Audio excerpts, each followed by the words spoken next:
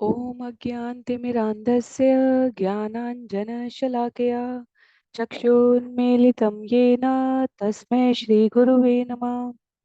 जय श्री कृष्ण चैतन्य प्रभु नित्यानंद श्री अद्वैत गदाधर श्रीवासादि गौर भक्तवृंद।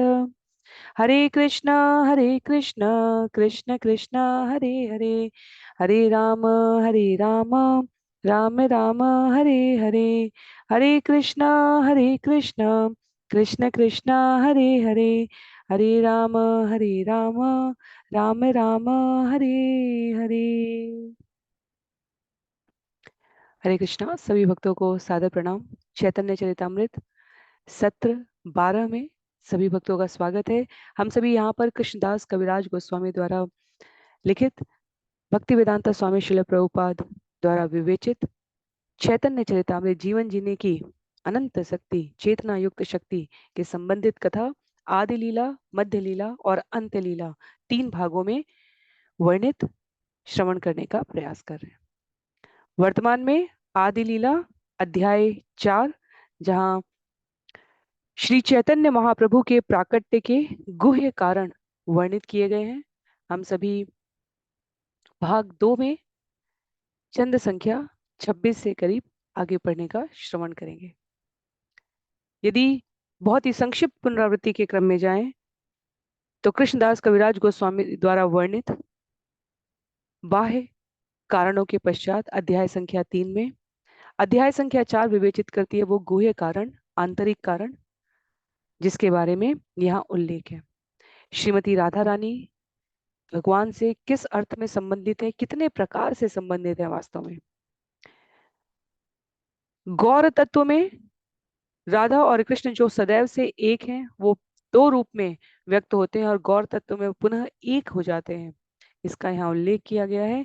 एक सामान्य बिना किसी अतिरिक्त शैक्षिक योग्यता का जीव मनुष्य भी किस प्रकार से इस चरित्र को समझ सकता है, कैसे ये हमें जीवन के परम गंतव्य की ओर इंगित करती है, संकेत करती है, प्रेरित करती है।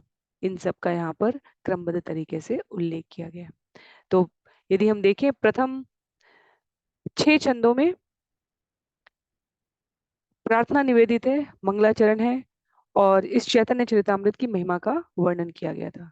छंद संख्या 7 से लेकर 14 तक हमने बाह्य कारण के रूप में पृथ्वी के बोझ का हरण था, जिसे अद्वैत आचार्य द्वारा प्रतिदिन गंगा जल और तुलसी दल निवेदित करके भगवान को करबद्ध प्रार्थना के साथ धराधाम पर अवतरण लेने के लिए आमंत्रित करने के लिए आवाहन था।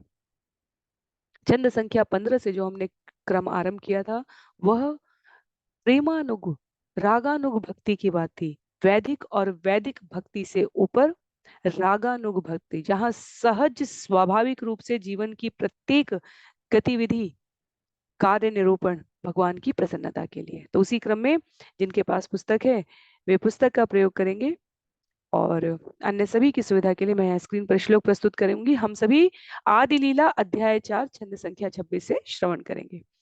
प्रिया यदि मान करी कर ये भसन, वेद स्तुति है ते हरे श्री मोर मन। कहते हैं यहाँ पर, यदि मेरी प्रियतमा रूठ कर मेरी भर्त्सना करती है तो वह वेदों की पावन स्तुतियों से बढ़कर मेरे मन का हरण कर लेती है। आंतरिक कारण भगवान यहाँ पर प्रेमानुग रागानुग भक्ति की बात कर रहे हैं। भक्ति के 4 प्रत्यक्ष रस कहे गए हैं। आध्यात्म के 5 प्रत्यक्ष रस हैं, जिसमें शांत रस भक्ति के संदर्भ में उदासीन कहा गया है और 4 रस भक्ति के संबंध में प्रत्यक्ष कहे गए हैं। तो उसमें दास्य का, सखा का, वात्सल्य का और माधुर्य का वर्णन किया गया है। तो यहाँ पर स्वयं भगवान के श्रीमुख से उद्धृत वक्तव्यों को संकलित करते हुए कृष्णदास कविराज गोस्वामी कहते हैं, भगवान कहते हैं जो भय और सम्मान से मेरी भक्ति करते हैं वो ठीक है, वो मुझे प्रसन्न करती है, पर जिससे मैं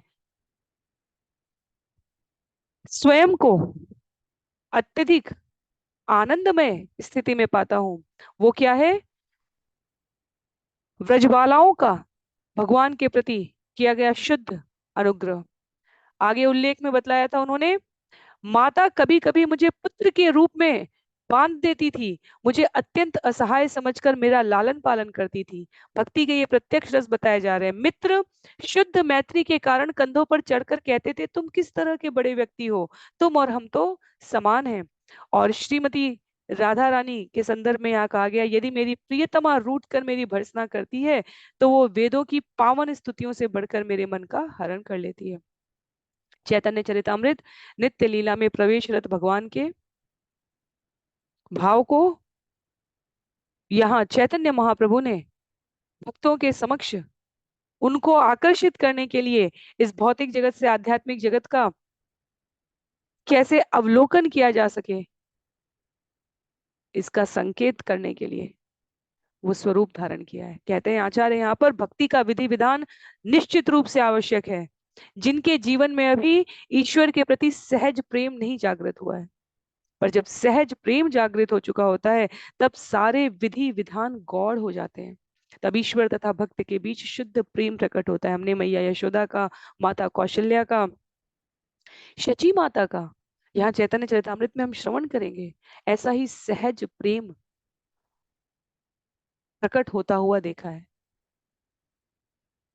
औपचारिकता की भाषा जिस प्रकार व्यवसाय में घर के बाहर उचित लगती है, पर अनौपचारिक भाषा, हमारी बोलचाल की भाषा, हमारी एक दूसरे के साथ संबंध में स्वच्छंदता, परिपक्वता, वो स्नेह की परिचायक होती है।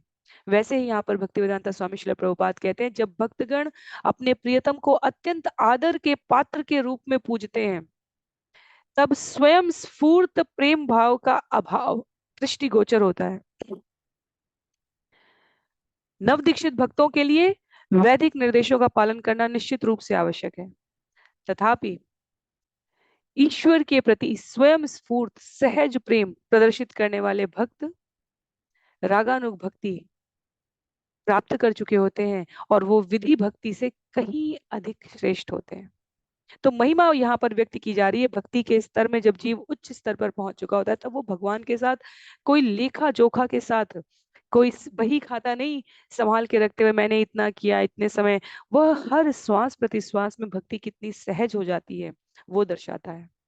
ए शुद्ध भक्त लैया करी मु अवतार, करी पर विविध विधि अद्भुत विहार, वैकुंठा दे नाही ये लीला र प्रचार, से लीला करी व्याते मोर चमत्कार। मैं इन शुद्ध भक्तों को अपने साथ लेकर अवतरित होऊंगा और अनेक प्रकार की ऐसी अद्भुत क्रीड़ाएं करूंगा जो वैकुंठ में भी अज्ञात है। मैं कोई ऐसी लीलाओं का मैं ऐसी ऐसी लीलाओं का प्रसार करूंगा जो स्वयं मुझे भी आश्चर्यचकित करने वाली होगी, क्योंकि सहजता में, शाश्वतता में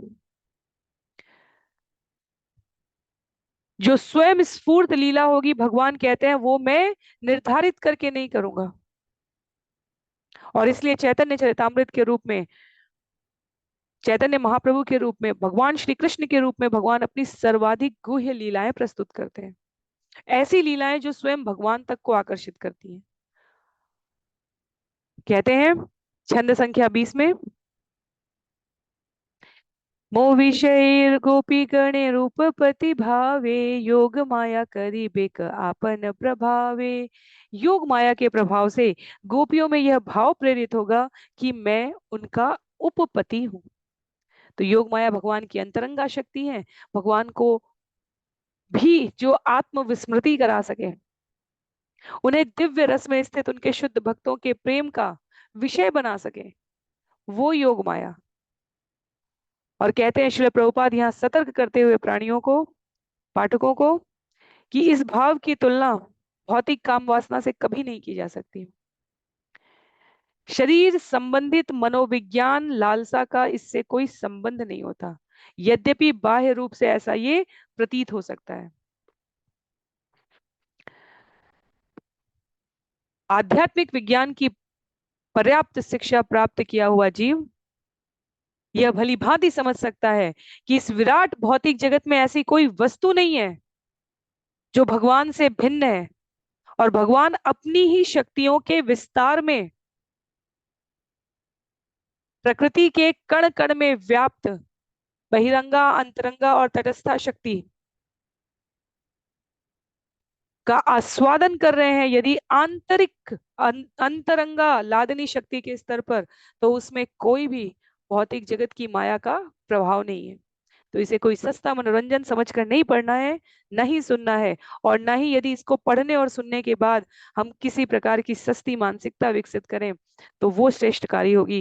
ये यहाँ पर श्रील प्रभुपाद व्यक्त करते हैं। आमीह ना जानी ताहा ना जाने गोपी गण, दुहार रूप गणे दुहार नित्य हरे मन।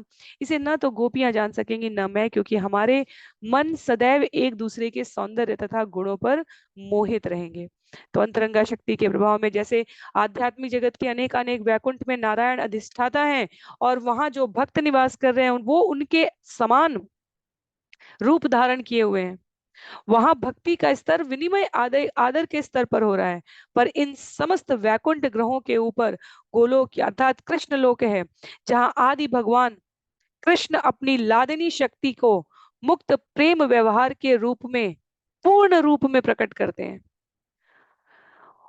और कहते हैं श्रील प्रभुपाद कि भौतिक जगत के लोग इन लीलाओं के बारे में कुछ नहीं जानते, इसलिए भगवान उन्हें ये लीलाएं दिखाने की इच्छा करते हैं। तो ये आध्यात्मिक जगत का परकीय रस, जो कुछ भी इस भौतिक जगत में हम प्रेम स्नेह के संबंध में समझ सकते हैं, वो वास्तव में आध्यात्मिक जगत के परकीय रस का विकृत प्रतिबिंब होता है। इसमें किसी भी प्रकार की, जैसे वैकुंठ पे पहुंचने का उद्देश्य ही योग्यता ही हर प्रकार से कुंठा से रहित हो जाना है, किसी प्रकार का द्वेष युक्त व्यक्ति वैकुंठ में प्रवेश नहीं पा सकता। वैसे ही किसी प्रकार की भौतिक कामना से युक्त व्यक्ति इस विषय को नहीं समझ सकता। योग माया के प्रभाव से वर्णित प्रस्तुत ये विषय, जहां भक्त भगवान के प्रति आदर के किसी नियम का उल्लंघन नहीं करता,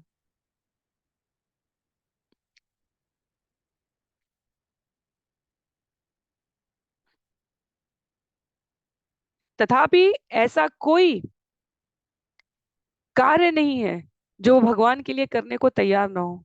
और उदाहरण के लिए हमें स्मरण रहना चाहिए हमेशा कि किस प्रकार नारद मुनि द्वारा कहे जाने पर गोपियों ने कहा, यदि भक्त के चरण रज से गोविंद का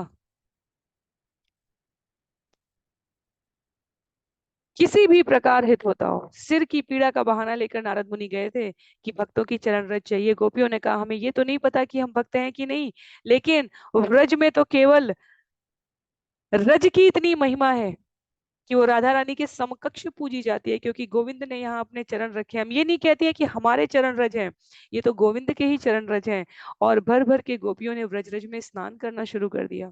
ले जाइए देवर्षि, यदि इस रज से केशव की गोविंद की सिर की पीड़ा का नाश होता है, तो भगवान के प्रति आदर के नियम में कोई उल्लंघन ना करते हुए उनके लिए कुछ भी करने के लिए तत्पर हो जाने वाली, प्रस्तुत हो जाने वाली जो भक्ति है, उसका यहाँ उल्लेख है। चैतन्य महाप्रभु स्वयं प्रकट होकर इस स्वरूप में वो भक्ति प्रदर्शित करेंगे। तो विधि विधान के अंतर्गत संपन्न की गई भक्ति के बहुत ऊपर का विषय है ये। कहते हैं आगे छंद संख्या 31 में, धर्म शाणी रागे दोहे कर ये मिलन, कभू मिले कभू ना मिले दैवेर घटन। कहते हैं शुद्ध अनुरक्ति हमें नैतिक तथा धार्मिक कर्तव्यों की कीमत पर भी मिलाएगी। भाग्य कभी हमें पास ला देगा तो कभी हमें विलग कर देगा। तो यदि हम स्मरण करें तो मध्य रात्रि के समय भगवान ने वेणु मादन वादन किया है। बांसुरी की आवाज सुनकर गोपियां मध्य रात्रि में बाहर चली आई, और आध्यात्मिक अर्थ में कहा गया कि गोपियों का मृत प्राय शरीर वहां पड़ा हुआ था और अपने दिव्य रूप में गोपियां उपस्थित हुई हैं। तो यदि सामाजिक विचारों से इस विषय को देखें तो भौतिक दृष्टि से बहुत सारे लोग इस पर आपत्ति कर सकते हैं, पर उसका अगला विषय, प्रत्येक दो गोपी के मध्य में एक कृष्ण खड़े हैं, ये भौतिक दृष्टि से संभव ही नहीं है। इसलिए भगवान की ये लीलाएं मनुष्यों की भौतिक इंद्रियों के समझ से परे होती है। वो श्रवण करके इसको नमन करते हैं, अनुसरण करने के लिए भाव स्वीकार करते हैं, और अनुकरण तो बिल्कुल भी नहीं करते हैं। भौतिक जगत हमें उपाधियों से बांध कर रखता है, और शुद्ध भक्ति में समस्त उपाधियों से जीव अपने आप को मुक्त कर चुका होता है। पूर्ण पुरुषोत्तम भगवान श्री कृष्ण इस जगत में समस्त कारणों के कारण है। ऐसी कोई घटना नहीं है, ऐसा कोई पात्र नहीं है, ऐसी कोई स्थिति नहीं है जो उनकी इच्छा के बिना संचालित हो जाए। कहीं वो बहिरंगा शक्ति के प्रभाव से करवाते हैं, कहीं अंतरंगा शक्ति के प्रभाव से, पर मूल में कार्य उन्हीं की अध्यक्षता में होता है। किस प्रकार सामाजिकता की परवाह अनावश्यक हो जाती है, पर ये स्वाभाविक स्थिति है। ऐसा नहीं है गोपियां मध्य रात्रि में भगवान के बांसुरी वादन पर उनसे मिलने के लिए गई और उसके पश्चात अपने नित्य प्रति के अन्य कार्यों में उनके जीवन में उनका ध्यान एक क्षण भी भगवान से विलग हुआ है। इसमें किसी प्रकार की भौतिक उपलब्धि की कामना नहीं थी। वास्तव में आध्यात्म भौतिक दृष्टि से गोपियां निरक्षर कही जा सकती है। कहते हैं श्रील प्रभुपाद एक स्थान पर कि पर आध्यात्मिक दृष्टि से जो शिक्षा उनके पास थी, इस शरीर का अपना कोई अस्तित्व नहीं है। इस जगत के बड़े बड़े विद्वत लोग इसे समझने में अपना पूरा जीवन बिता देते हैं तो भी नहीं समझ में आ सकता। इतनी स्वयंभूत उपाधियों को प्राप्त करने में जीव अपने आप को इस जगत में जकड़ कर रखता है, और जब मृत्यु आती है तो उसे वास्तव में पता नहीं होता कि अब उसे अपने जीवन भर के इस किए गए कार्य का, समय का जो व्यय अपव्यय हुआ है, उसके परिणाम रूप में साथ में ले जाने के लिए है क्या। और गोपियों का शुद्ध प्रेम, एक रागानुग भक्ति के स्तर पर भक्त का जो भगवान के प्रति समर्पण है, वो उसे हर क्षण जो उसने इस भौतिक जगत में व्यतीत किया होता है इस शरीर में, उसका प्रतिदान करता है मृत्यु के पश्चात। और जिनको इसमें संशय हो कि मृत्यु वास्तव में इस नश्वर जगत का शाश्वत सत्य है कि नहीं, वह प्रतिदिन अपने आसपास की घटनाओं का अवलोकन कर सकते हैं। तो इसलिए भगवत गीता अध्याय 2 जब हम श्रवण करते हैं तो ये विषय हमें पहले ही स्पष्ट हो चुका होता है कि शरीर और आत्मा का क्या अंतर है। जब हम अध्याय 8 में जाते हैं तब हमें मृत्यु के समय जीव की क्या तैयारी हो और उसके लिए उसे जीवन भर क्या तैयारी करनी है। और यहाँ रागानुग भक्ति के मध्य में मृत्यु का विषय इसलिए लाना आवश्यक है कि ये समझना कि किस प्रकार गोपियां सामान्य स्तर की साक्षरता से नीचे कही जा सकती हैं भौतिक दृष्टि से, पर आध्यात्मिक साक्षरता में वह कितनी उन्नत थी, कितनी उन्नत। तो भगवान कहते हैं आंतरिक कारण जो हम यहाँ श्रवण कर रहे हैं उसके संदर्भ में कि मैं उन सारे रसों का आस्वादन करूंगा। ए सब रस निर्यास करीब आस्वाद, ए द्वारे करीब सब भक्ति रे प्रसाद। मैं इन सारे रसों के सार का आस्वादन करूंगा। किसका किसका? वात्सल्य का, दास्य का, साख्य का, माधुर्य का, और इस तरह सारे भक्तों पर अनुग्रह करूंगा। व्रजिर निर्मल राग शुनि भक्त गण, राग मार्गे भजे ये नशाणी धर्म कर्म। तब ब्रजवासियों के शुद्ध प्रेम के विषय में सुनकर भक्तगण समस्त धार्मिक अनुष्ठानों एवं सकाम कर्मों को त्याग कर रागानुग प्रेम के मार्ग में मेरी पूजा करेंगे। राम कथा में आता है कि जब भगवान का राज्याभिषेक हुआ है, रावण के वध के पश्चात वापस पुष्पक विमान से अयोध्या पहुंचने पर भगवान ने साथ आए हुए वानरों को, मित्रों को, मंत्रियों को कुछ ना कुछ सबको दिया भगवान ने, पर हनुमान को कुछ नहीं दिया। और हनुमान को जब माता सीता ने कहा, अन्यों ने कहा भी, जो माला दी उसमें वो तोड़ तोड़ के मोतियों को देखने लगे, इसमें मेरे राम है कि नहीं है। और जब अन्यों ने कहा कि बंदर हो ना, इसलिए इस आभूषण की कीमत नहीं समझते हो, उन्होंने कहा ऐसा कोई आभूषण इस जगत का मेरे काम का नहीं हो सकता जिसमें मेरे राम ना हो। और वहां पर हनुमान जी जो प्रसिद्ध उनकी छवि है जो हम सभी देखते हैं अपने हृदय के भीतर, श्री सीताराम के दर्शन कराते हैं। ये रागानुग भक्ति है। इसलिए हमारे श्री हनुमान जी नवधा भक्ति के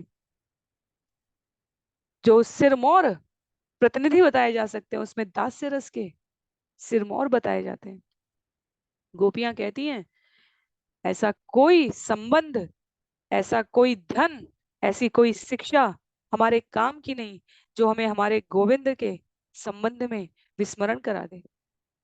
और भगवान कहते हैं कि मैं समस्त प्राणियों को इस भाव के दर्शन करा सकूं, उनके भीतर रागानुग भक्ति के प्रति प्रीति जगा सकूं, इसलिए मैं भक्त के रूप में अवतरित होऊंगा। तो विषय यहाँ पर ये, भगवान ने सबको दिया राम कथा में, पर हनुमान के लिए कहा तुम्हारा ऋण मैं अपने मस्तक पर धारण करता हूं। अलग अलग भक्त अलग अलग समय काल में प्रकट हुए हैं और भगवान की भक्ति का अलग अलग उन्नत स्तर उन्होंने दर्शित कराया है। जहां प्रहलाद महाराज ने नरसिंह भगवान से कहा मुझसे मांगने की बात मत करो, भक्त कह सकता है भगवान को, लाखों लाख वर्षों तक तपस्या करने वाले उनके पिता ब्रह्मा से मांगते हैं मुझे अमरता चाहिए, और ब्रह्मा को जिन्होंने जन्म दिया है वो नरसिंह देव प्रकट है और प्रहलाद महाराज कहते हैं उनके पुत्र हिरण्यकशिपु के कि मुझे कुछ नहीं चाहिए। भीष्म पितामह कहते हैं प्रतिज्ञा की होगी आपने कि आप अस्त्र नहीं उठाओगे, पर ऐसी भी क्या प्रतिज्ञा जो आप भक्त के लिए छोड़ न सको। भीष्म पितामह की वो लीला जिसमें उन्होंने भगवान को रथ का चक्का उठाने पर विवश कर दिया, किसी भी प्रकार के लेन देन के व्यवहार से परे थी। ब्रह्मा से बड़ा राज्य पिता की उपेक्षा से पीड़ित हुए 5 वर्ष के ध्रुव ने प्राप्त करने का प्रण लेकर जंगल में विचरण किया, और साक्षात ब्रह्मांडों के ब्रह्मांड के नियंता भगवान खड़े हैं और ध्रुव कहते हैं मुझे कुछ नहीं चाहिए। लेन देन के व्यवहार के परे की जो भक्ति है, रागानुग भक्ति है, भगवान अपने भक्तों के साथ उसका आस्वादन करते हैं। क्रमगत स्तर है ये भक्ति का। वैदिक वैदिक भक्ति आवश्यक है जीव को सहज प्रेम की ओर प्रेरित करने के लिए, और सहज प्रेम का दर्शन भगवान और भगवान के पार्षदों के अतिरिक्त और कोई करा नहीं सकता। मनोकल्पित तरीके से हम इस भक्ति का आस्वादन नहीं कर सकते। तो जहां राम कथा में हनुमान को भगवान ने कुछ नहीं दिया, कहा तुम्हारा ऋण मैं धारण करता हूं, वहीं पूरी कृष्ण कथा में द्वापर युग में प्रकट हुए पूर्ण पुरुषोत्तम भगवान ने सबके साथ जिनसे शिक्षा ली उन सांदीपनि ऋषि का ऋण चुकाया है। पिता को, नंद बाबा को वरुण के द्वारा हरण किए जाने पर पाताल लोक से लेकर आए हैं। माता देवकी को उनके प्रथम 6 पुत्रों को दिलाया है, दर्शन कराया है। सबको भगवान ने कुछ ना कुछ दिया, पर गोपियों को कोई कथा नहीं आती कि जिसमें व्यवहारिक रूप के लेन देन का, द्रव्य के रूप में, सामान के रूप में ऐसा कोई विवरण नहीं आता। गोपियों के यहां से जब भगवान ने कोई विनिमय किया है तो उसमें सिर्फ लेना है। कभी माखन चुराते हैं, कभी छाछ चुराते हैं, कभी गोपियों का समय चुराते हैं और कहते हैं तुम्हें सामाजिक प्रतिष्ठा की, सम्मान की, पद की कोई इच्छा नहीं है, लोग तुम्हारे बारे में क्या कहेंगे। गोपियां कहती हैं कृष्ण तुम अपने आनंद का आस्वादन करो, वो हमारी समस्या है, तुम्हारी नहीं। भगवान से, भगवान के श्री चरणों में बंधी हुई गोपियां पूरे जगत में स्वतंत्र है। और जो गोपियां इस रागानुग भक्ति का प्रतिनिधित्व करती हैं, भगवान एक और युग में,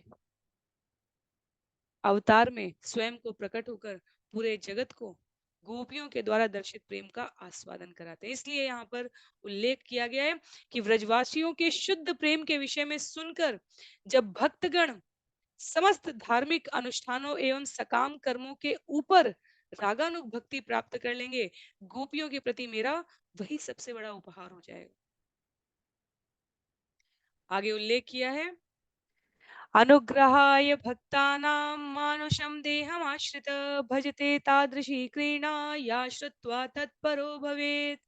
कृष्ण अपने भक्तों पर अनुग्रह करने के लिए अपना सनातन नर रूप प्रकट करते हैं तथा अपनी लीलाएं करते हैं। ऐसी लीलाएं सुन लेने के बाद मनुष्य को उनकी सेवा में लग जाना चाहिए। तो भगवान की लीला इस जगत के किसी भी लेन देन के व्यवहार से परे है, और समय समय पर भगवान उसका दर्शन कराते हैं। आध्यात्मिक जगत की प्रत्येक वस्तु दोष रहित होती है। वहां हर वस्तु अपने मूल में होती है, काल के प्रभाव से मुक्त होती है। क्योंकि काल के प्रभाव से मुक्त है तो भय नहीं है। इस जगत में भय का एक प्रमुख कारण काल की निश्चित समय सीमा होना है। आध्यात्मिक जगत की परिस्थिति में काल किसी का कुछ नहीं बिगाड़ सकता, न बाधक बन सकता है।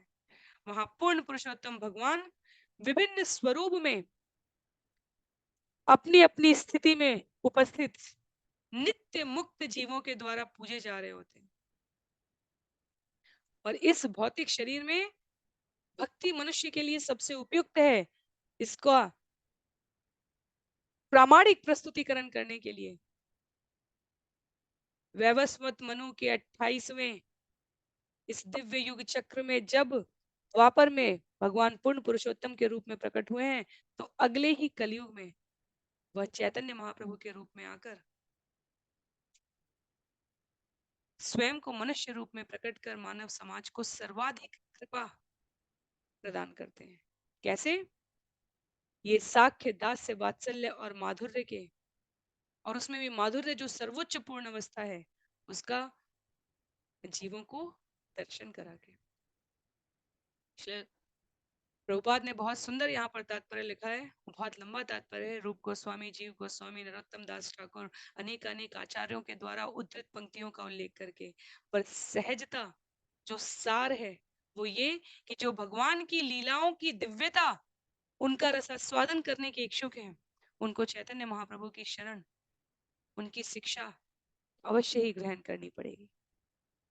कहते हैं भवेत क्रिया विधि लिंग से यहाँ कय कर्तव्य अवश्य एई अन्यथा प्रत्यवाय।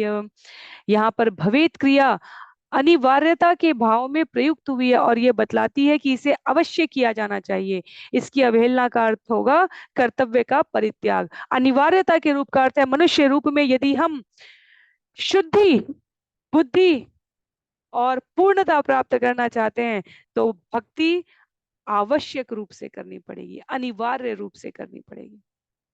जिस प्रकार भौतिक जगत में सफलता के लिए कठोर अनुशासन की आवश्यकता है, वैसे ही आध्यात्मिक जगत की ये रागात्मक भक्ति, ये किसी प्रकार की काम वासना पर आधारित भक्ति नहीं है। ये जीव के हर क्षण में स्वयं को शुद्ध और बुद्ध अनुभव करते हुए, स्वयं को भगवान से भिन्न और अभिन्न दोनों एक ही समय पर जानते हुए, भगवान की प्रसन्नता के लिए हर क्षण व्यवहार करते हुए, इस अर्थ में कही गई है। एई वांछा यह छे कृष्ण प्राकट्य कारण असुर संहार अनुषंग प्रयोजन। एई मत चैतन्य कृष्ण पूर्ण भगवान युग धर्म प्रवर्तन नहीं तार काम। जिस प्रकार ये इच्छाएं कृष्ण के प्राकट्य की मूल कारण है और असुरों का वध मात्र प्रासंगिक आवश्यकता है, उसी प्रकार पूर्ण पुरुषोत्तम भगवान श्री कृष्ण चैतन्य द्वारा युग धर्म का प्रवर्तन प्रासंगिक है। तो ये वो आंतरिक कारण है जिसकी हम यहाँ पर चर्चा कर रहे हैं। छंद संख्या 15 से लेकर 38 तक हमने प्रेम रस भक्ति आस्वादन राग भक्ति का एक दर्शन जीवों को कराने का, ये भगवान का आंतरिक कारण है जिसके लिए भगवान यहाँ पर उपस्थित होते हैं चैतन्य महाप्रभु के रूप में। और कहते हैं छंद संख्या 38 में इसी को सार रूप में बतलाते हुए इस आंतरिक कारण को, कौन कारणे यबे हेल अवतारे मन युग धर्म काल हेल से काले मिलन। जब भगवान ने अन्य कारणों से अवतरित होना चाहा तो युग धर्म के प्रवर्तन का भी समय आकर उपस्थित हो गया। तो जैसे हर युग का अपना धर्म है, तो युग धर्म के प्रवर्तन का अर्थ हुआ कलयुग के लिए भगवान ने ये विचार किया कि वो ये भक्ति, रागात्मक भक्ति का दर्शन कराएंगे। और कलयुग का युग धर्म जो हरिनाम संकीर्तन है, जो अनेकानेक शास्त्रों में उद्धृत है, उसका भी समय आ गया। तो जब भगवान कुछ करने का विचार करते हैं, तो जैसे भगवान के प्राकट्य के समय ग्रह अपनी सर्वोत्तम अनुकूल अवस्था में आ जाते हैं, अन्यथा ग्रह विचार करते हैं, क्योंकि वो भगवान के प्रशासनिक प्रतिनिधि अधिकारी हैं, वो विचार करते हैं कि हमारी सर्वोच्च उपयोगिता किसमें है। जब भगवान लीला प्रकट करने आए तब हम अपने आप को सर्वोच्च स्थिति में प्रकट करें। और स्कंद 5 में भागवतम में हमने श्रवण किया था कि ग्रह कैसे हैं, जैसे कुम्हार के चाक पर घूमने, जब चाक की तीलियां घूम रही हैं तो उस पर उड़ने वाली जैसे मक्खी है। ग्रह कभी भी किसी भी तीली पर बैठ सकते हैं। और इसलिए ग्रहों की गति की खगोलीय शास्त्र की गणना के अनुसार, ज्योतिषीय गणना में अत्यंत प्रामाणिक गंभीरता से अध्ययन किया जाने वाला क्लिष्ट विज्ञान है ये ज्योतिष विज्ञान। पुस्तकें पढ़कर नहीं आता, पुस्तकें सहायक होती हैं, पर जिस प्रकार कोई भी ज्ञान प्रामाणिक गुरु शिष्य परंपरा में ही फलीभूत होता है, उसी प्रकार ये ज्योतिष का भी ज्ञान है। तो यहाँ पर युग धर्म के प्रवर्तन का समय आ गया, अर्थात चैतन्य महाप्रभु हरिनाम कीर्तन जो युग प्रवर्तन कहा गया है, उसको धारण किए हुए जीव कैसे रागात्मक भक्ति का दर्शन, अवलोकन, आस्वादन कर सके, ये दोनों क्रियाएं यहाँ पर संयुक्त हो गई। दुई हेतु अवतरी लैया भक्त गण, आपने आस्वादे प्रेम नाम संकीर्तन। कहते हैं इस प्रकार भगवान दो कारणों से अपने भक्तों के साथ अवतरित हुए और उन्होंने नाम संकीर्तन द्वारा प्रेम रूपी अमृत का आस्वादन किया। नाम संकीर्तन युग धर्म का प्रवर्तन हो गया, प्रेम रूपी अमृत का आस्वादन भगवान की अपनी आंतरिक इच्छा है, जहां वो गोपियों के द्वारा, मैया यशोदा के द्वारा, ग्वाल बालों के द्वारा की गई अनुभूति का सामान्य जनों को दर्शन कराएंगे। सेई द्वारे आचन डाले कीर्तन संचारे, नाम प्रेम माला गाथी परा इल संसारे। इस तरह उन्होंने अछूतों में भी कीर्तन का विस्तार किया, उन्होंने पवित्र नाम तथा प्रेम की माला गूंथ कर सारे भौतिक संसार को पहना दी। तो यहाँ पर अछूत शब्द इस अर्थ में कहा जा रहा है, कर्मकांड की विधि के अनुसार समाज का जो वर्गीकरण हो चुका था, जहां केवल शास्त्र किंचित सामाजिक वर्ग के अधिकार में आ गए थे, भगवान ने भक्ति की सरिता किसी भी सामाजिक वर्गीकरण के परे पहुंचाई है। और इसलिए हरिनाम प्राप्त करने के लिए देश, काल, समय, स्थान की पात्रता अनावश्यक कही गई है। किसी भी स्थान पर हो, किसी भी देश में हो, किसी भी जाति में, तथाकथित सभ्यता में, संस्कृति में, विश्व के किसी भी कोने में किसी ने भी जन्म लिया हो, हरिनाम कीर्तन का प्रत्येक जीव अधिकारी है। सोशल मीडिया पे हम वीडियो देखते हैं, कहीं कोई सांप प्रतिदिन आकर शिव जी की परिक्रमा करता है, शिवलिंग में चिपक कर उसमें स्वयं को बांध कर निवेदन करके चला जाता है। कहीं कोई बैल हमने देखा है शिव मंदिर के बाहर प्रतिदिन प्रणाम करता है, अपने घुटने के बल अपने पैरों को झुकाकर दंडवत करता है। कहीं कोई बंदर हनुमान जी के पास है। कहीं एक एक वीडियो सर्कुलेट हुआ जिसमें एक बिल्ली माता रानी के मंदिर में, देवी माँ के मंदिर में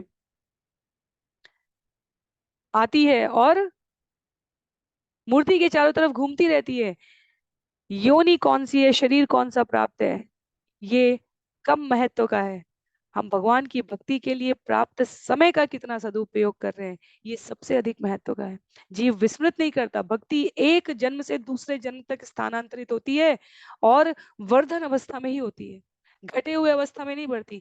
जहां एक जन्म में किसी ने बहुत भक्ति की हो और किसी कारणवश उसे पुनः जन्म लेना पड़ रहा हो, तो अगले जन्म में जब पहली बार भक्ति का स्पर्श होता है तो भक्ति वहीं से जागृत हो जाती है। तो इस प्रकार ये भक्ति की महिमा है। भगवान भक्त का भाव धारण करके, दो कारण जो यहाँ पर हमने श्रवण किए हैं, कहते हैं ए मत भक्त भाव करी अंगीकार, आपनी आचरी भक्ति करी ल प्रचार।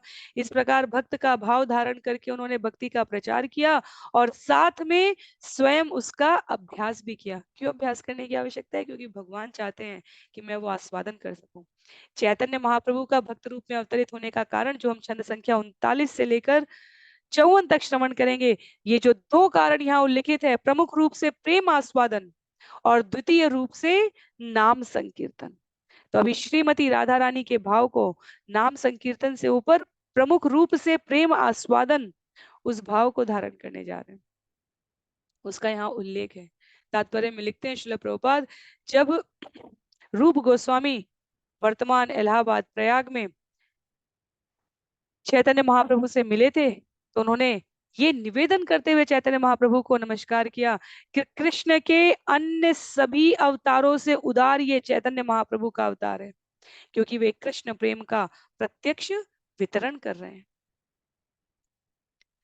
मनुष्य जीवन के रूप में हमारी सबसे बड़ी उपलब्धि, लिखते हैं आचार्य यहाँ पर, भगवत प्रेम की स्थिति को प्राप्त करना है। भगवान चैतन्य महाप्रभु ने किसी नई प्रणाली की खोज नहीं की।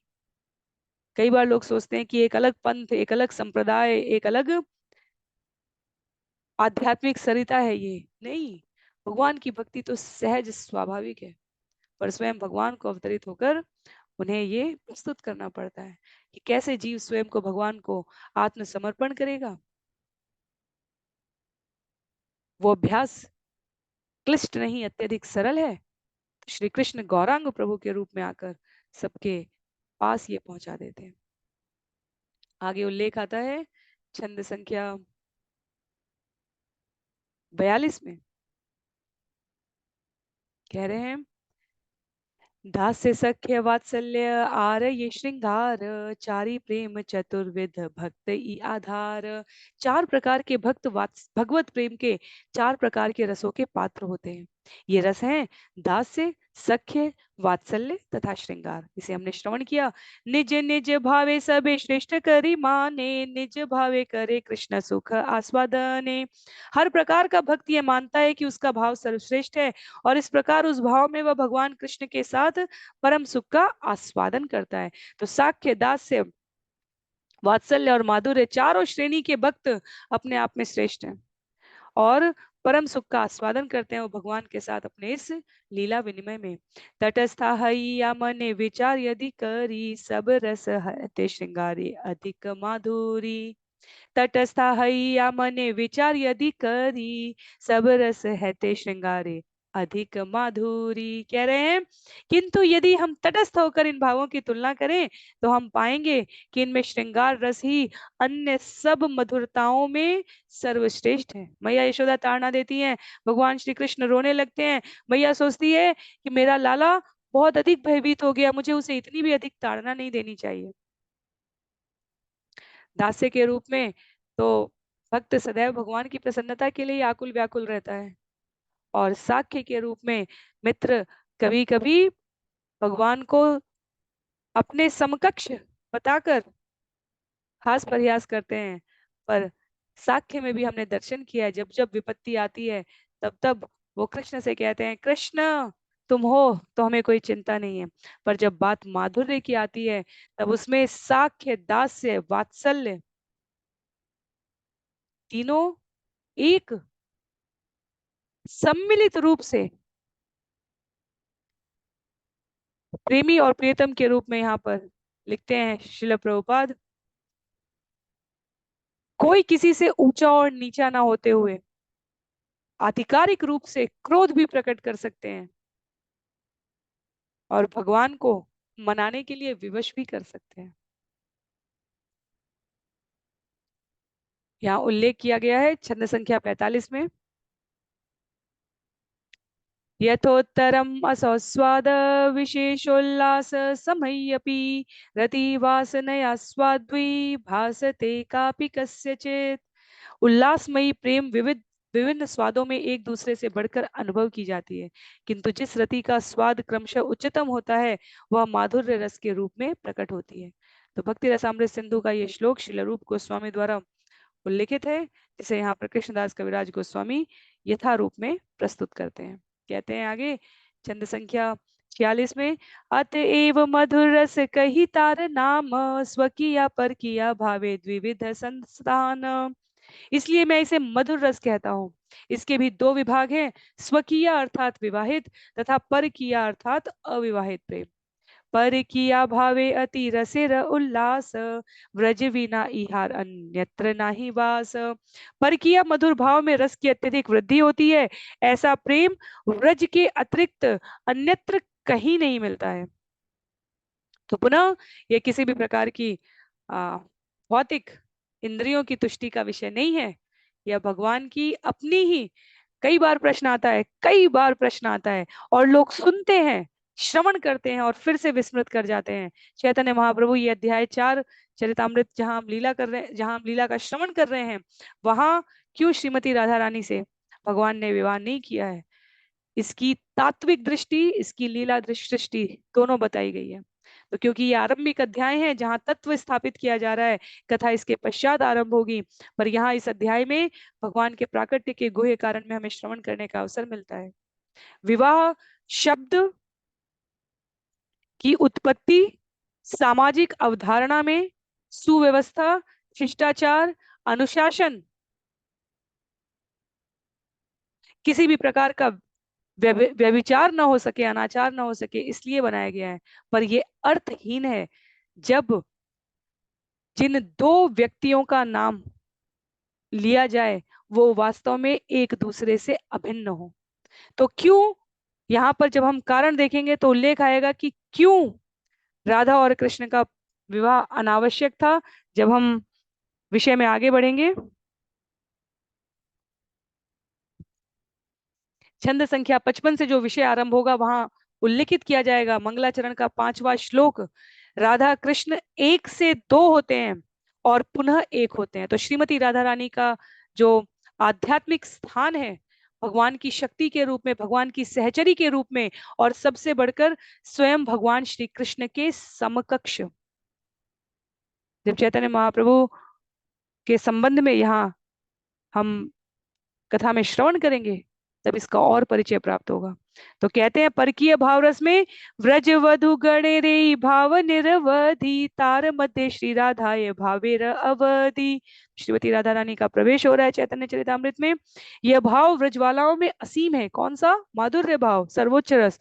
किंतु उनमें भी यह श्री राधा में अपनी पूर्णता को प्राप्त है। श्रीमती राधा रानी की जय। प्रौढ़ निर्मल भाव प्रेम सर्वोत्तम, कृष्ण माधुर्य रस आस्वाद कारण। उनका शुद्ध परिपक्व प्रेम अन्य सभी के प्रेम को पार कर जाता है। उनका प्रेम कृष्ण द्वारा माधुर्य रस की मधुरता का आस्वादन किए जाने का कारण है। अतएव से भाव अंगीकार करी, साधी नेल निज वांछा गौरांग श्री हरि। इसलिए गौरांग महाप्रभु ने जो साक्षात श्री हरि हैं, राधा के भावों को स्वीकार किया और इस तरह अपनी निजी इच्छाओं की पूर्ति की है।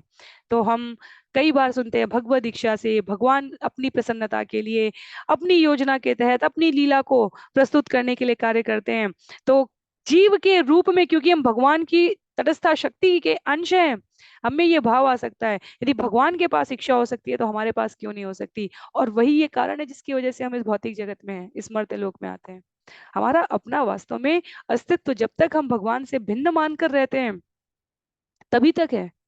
मृत्यु के उपरांत यदि कोई जीव अपने पूर्ववर्ती शरीर को पुनः प्राप्त करके आ जाए तो इस धराधाम पर किसी को विश्वास नहीं हो सकता। प्रकृति की संरचना ही ऐसी, ऐसा कोई जीव हुआ नहीं है और आगे भी नहीं होगा। क्योंकि हम किस बात से अज्ञात रहते हैं, ये सृष्टि, ये जगत, ये संसार, ये ब्रह्मांड उपस्थित ही क्यों है। जब हम इस उपस्थिति को समझ जाते हैं तब हमें अपनी उपस्थिति समझ में आ जाती है। और तब हम भगवान से द्वेष नहीं करते कि भगवान की इच्छा है तो हमारी इच्छा क्यों नहीं है। हमारी इच्छा यदि भगवान से विलग है तो वास्तव में उसका कोई महत्व नहीं है। यह शरणागति शब्द सुनना और शरणागति के स्तर पर अपने आप को समर्पित करना, ये दो अलग अलग विषय हैं। हम कहें कि हम तो भगवान के शरणागत हैं, भगवान के अतिरिक्त हमारा कोई नहीं है, हम तो जो मांगना है भगवान से ही मांग रहे हैं। जब तक हम इस प्रकार की बातें कर रहे हैं ये उचित है, बहुत उचित है।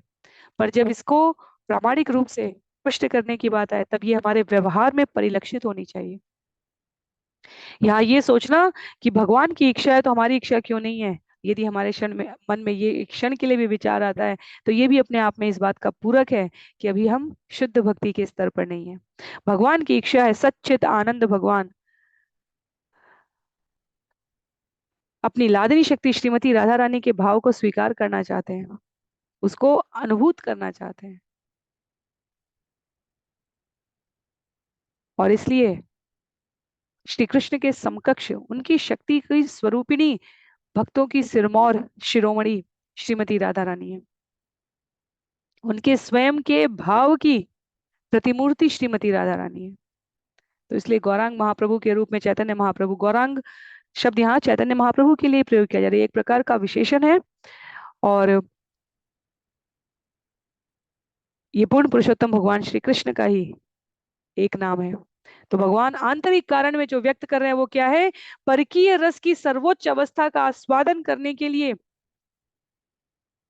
श्री गौरांग महाप्रभु के रूप में राधा रानी का पद ग्रहण करना भगवान ने स्वीकार किया है। छंद संख्या 51 में पुनः जीव भ्रमित ना हो जाए विषय से, इसलिए कहते हैं, सुरेशा नाम दुर्गम गति, अतिशयेनोपनिषदाम् मुनीनां सर्वस्वं प्रणत पटलीना मधुरिमा विनिर्यास प्रेम्णो निखिल पशुपालाम्बुजदृशां सचैतन्यः किं मे पुनः अपि दृशोर्यास्यति पदम्। भगवान चैतन्य देवताओं के आश्रय, उपनिषदों के लक्ष्य, समस्त मुनियों के सर्वस्व, अपने भक्तों के सुंदर आश्रय एवं कमल नयनी गोपियों के प्रेम के सार हैं। क्या वे फिर से मुझे दिख सकेंगे? उल्लेख है आगे, अपारम कस्यापि प्रणयी जनवृन्दस्य कौतुकी रसस्तोमं हित्वा मधुरम् उपभोक्तुं कमपि यः रुचं स्वामावव्रेद्युतिम् इह तदीयाम प्रकटयन् सदैवश्चैतन्याकृति रतितराम नः कृपयतु। भगवान कृष्ण ने अपनी असंख्य प्रेमिकाओं में से एक श्री राधा के असीम अमृतमय प्रेम रस का आस्वादन करना चाहा। अतएव उन्होंने चैतन्य महाप्रभु का स्वरूप धारण किया है। उन्होंने अपने कृष्ण वर्ण को छिपाकर उनका श्रीमती राधा रानी का तेजमय पीत गौर वर्ण धारण कर उस प्रेम का आस्वादन किया है। वे भगवान चैतन्य हमें अपना अनुग्रह प्रदान करें। तो ये दोनों श्लोक श्री रूप गोस्वामी कृत स्तव माला से उद्धृत है। चैतन्याष्टक प्रथम 2 तथा द्वितीय श्री चैतन्याष्टकम 3 का ये विषय है। तो इससे पहले हमने चैतन्याष्टक का प्रथम श्लोक श्रवण किया था। यहाँ श्लोक संख्या 2 और 3 है। कहते हैं, भाव ग्रहणे हेतु कैल धर्म स्थापन तार मुख्य हेतु कही शून्य सर्वजन। इस प्रकार उल्लासमय प्रेम स्वीकार करना भगवान के आंतरिक कारणों का मुख्य कारण है, जिसके लिए वे प्रकट हुए और उन्होंने इस युग के लिए धर्म की पुनः स्थापना की।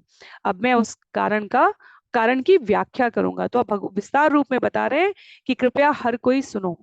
मूल हेतु आगे श्लोकेर कैल आभास एवं कहीं से श्लोकेर अर्थ प्रकाश।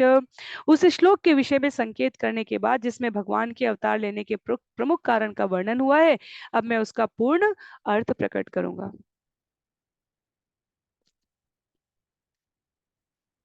राधा कृष्ण प्रणय विकृति लादिनी शक्ति स्मार्ट एकात्मानवपि भुवि पुरा देहभेदं गतौतो चैतन्याख्यां प्रकटमधुना तद्वयं जैक्यमाप्तमम्।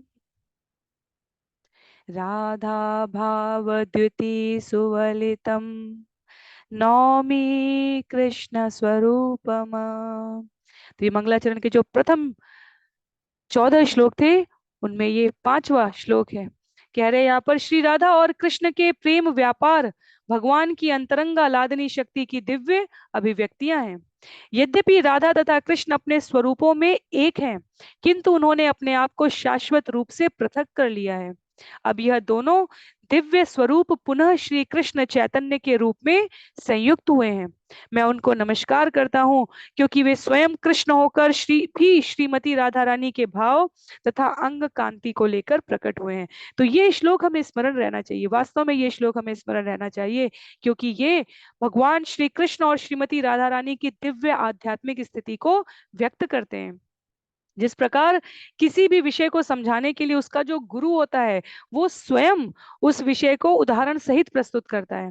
यदि कोई थिएटर आर्टिस्ट है, तो वो किसी अन्य को अभिनय सिखाने के लिए उसी पंक्ति को उसी भाव के साथ पुनः पुनः अभिनय करके बताता है, सिखाता है कि कैसे करना चाहिए। इस प्रकार की भाव भंगिमा होनी चाहिए, इस प्रकार वाक्यों का, शब्दों का, अक्षरों का उच्चारण होना चाहिए, यहाँ लय ताल ऊपर जानी चाहिए, यहाँ आक्रोश होना चाहिए, यहाँ मधुरिमा आनी चाहिए। अनेकों प्रकार की बारीक बिंदु जो उसमें प्रशिक्षित है उस विद्या में, वो स्वयं बताता है। किसी भी खेल का जो कोच होता है, जो गुरु होता है, वो किस प्रकार से उन बारीक तत्वों को समझना है, वो उन खिलाड़ियों को बताता है।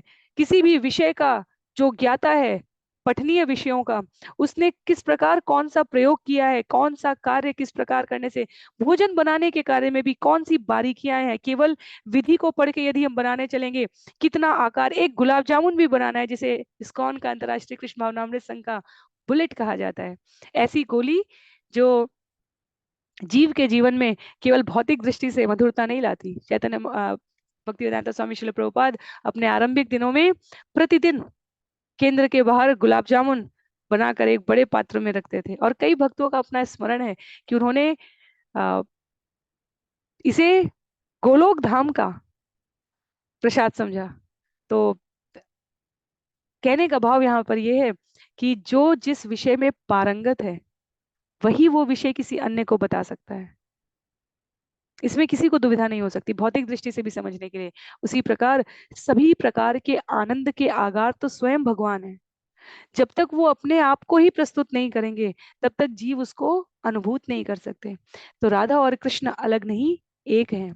और प्रेम व्यापार की अंतरंगा दिव्य अभिव्यक्ति प्रस्तुत करने के लिए यहाँ पर उल्लिखित है कि राधा और कृष्ण अपने स्वरूप में एक हैं, पर अपने आप को शाश्वत रूप से पृथक किया उन्होंने, और चैतन्य महाप्रभु के रूप में उन्होंने फिर से स्वयं को संयुक्त किया, अर्थात एक किया। तो जब हमने यहाँ श्लोकों को श्रवण करना क्रम आरंभ किया है छंद संख्या 55 से, तो क्या है, एक से दो हुए हैं और पुनः एक हुए हैं। तो एक शक्ति और शक्तिमान विभाज्य या विभाजित नहीं किए जा सकते, ये हम सामान्य दृष्टिकोण से भी समझ सकते हैं।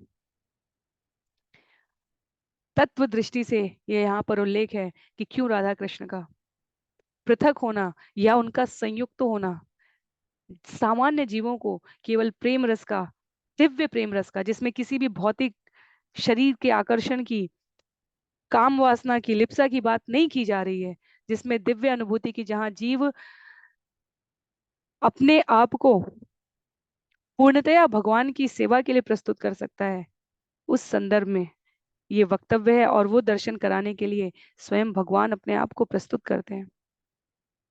तो ये छंद संख्या 55 में वो कारण उल्लेखित है। 56 में कहते हैं, राधा कृष्ण एक आत्मा दुई देह धरी, अन्योन्य विलसे रस आस्वादन करी।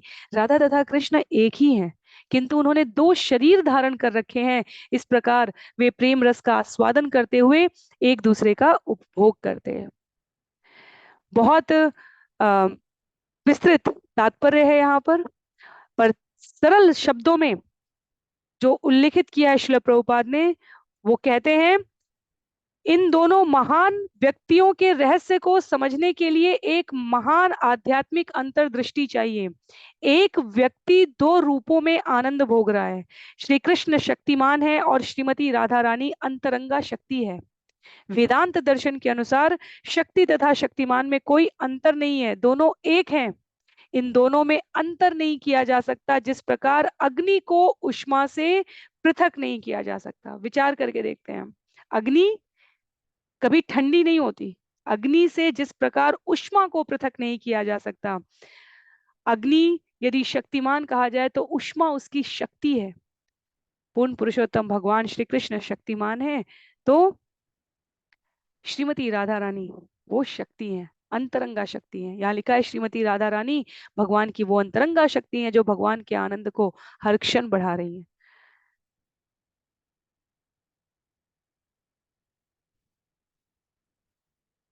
राधा नाम पर आचार्यों ने पूरी पूरी पुस्तकें लिख दी हैं। एक एक अक्षर किस धातु से, संस्कृत की किस धातु से ये विकसित होता है, किस प्रकार इसका अर्थ जाता है। दिव्य अस्तित्व वाले, पूर्ण ज्ञान वाले, पूर्ण आनंद के रूप में जिन भगवान को हम स्मरण करते हैं, उनकी अंतरंगा शक्ति सर्वप्रथम सत्य के रूप में, अर्थात भगवान के कार्यों का विस्तार करने के रूप में, उनके अस्तित्व के रूप में, उनके अंश के रूप में प्रकट होती है। और यही शक्ति जब ज्ञान पूर्ण प्रदर्शित करती है तो वो चित्त या संवित कहलाने लगती है। तो मुझे याद है 2 सत्र पहले आप में से किसी ने कमेंट में पूछा था कि भगवान की चित्त शक्ति क्या है। चित्त या संवित शक्ति भगवान के पूर्ण ज्ञान को प्रदर्शित करती है, तो उनके दिव्य रूपों का विस्तार है। सत में कार्य विस्तार लेते हैं, चित्त में उनके रूप विस्तार लेते हैं।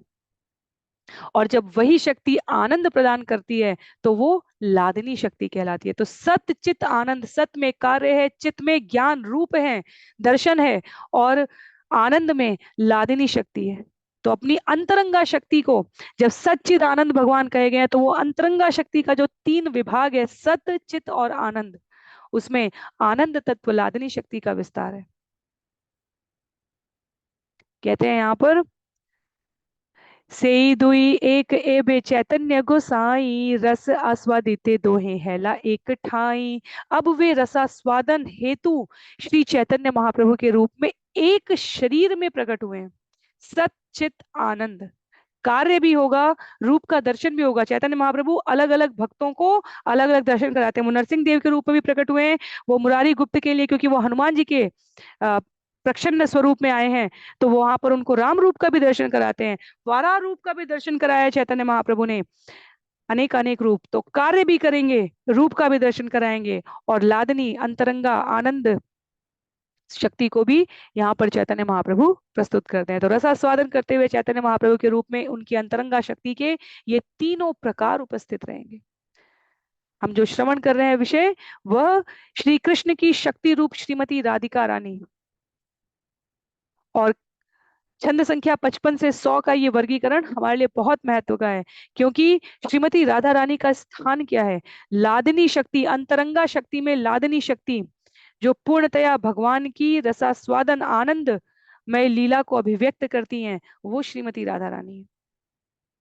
कह रहे हैं यहाँ पर, इथि लागी आगे करी तार विवरण, यहाँ है ते है गौरे महिमा कथन। अतएव मैं सर्वप्रथम राधा तथा कृष्ण की स्थिति स्पष्ट करूंगा, उसी वर्णन के द्वारा भगवान चैतन्य की महिमा जानी जा सकेगी। तो हम लोग ये विषय यहाँ पर पृथक से श्रवण नहीं करेंगे। राधा रानी की स्थिति छंद संख्या 59 से जो यहाँ व्यक्त की जा रही है, तीनों कारणों में हम एक साथ श्रवण करेंगे, और इसलिए इस विषय को हम लोग अगले सत्र में श्रवण करने का प्रयास करेंगे। छंद संख्या 59 में से आरंभ होगी ये राधा रानी की स्थिति, जो 3 भागों में विभाजित की गई है, और फिर अंतिम 5 छंदों में राधा कृष्ण एक ही है, 96 से लेकर 100 तक कहे गए हैं। तो शक्ति रूप, सहचरी स्वरूप और श्री कृष्ण की समकक्ष 59 छंद संख्या से ये विषय आरंभ हो रहा है, जहां कह रहे हैं भगवान के बारे में बतलाते हुए कृष्णदास कविराज गोस्वामी सर्वप्रथम राधा तथा कृष्ण की स्थिति। तो छंद संख्या 59 से हम लोग इस विषय को अगले सत्र में श्रवण करने का प्रयास करेंगे। आज के लिए यही पर विषय को विराम देते हैं। श्रील प्रभुपाद की जय, श्रील गुरुदेव की जय, अनंत कोटि वैष्णव वृंद की जय, श्री चैतन्य चरितामृत की जय, कृष्णदास कविराज गोस्वामी की जय, सभी भक्तों की जय। हरे कृष्ण।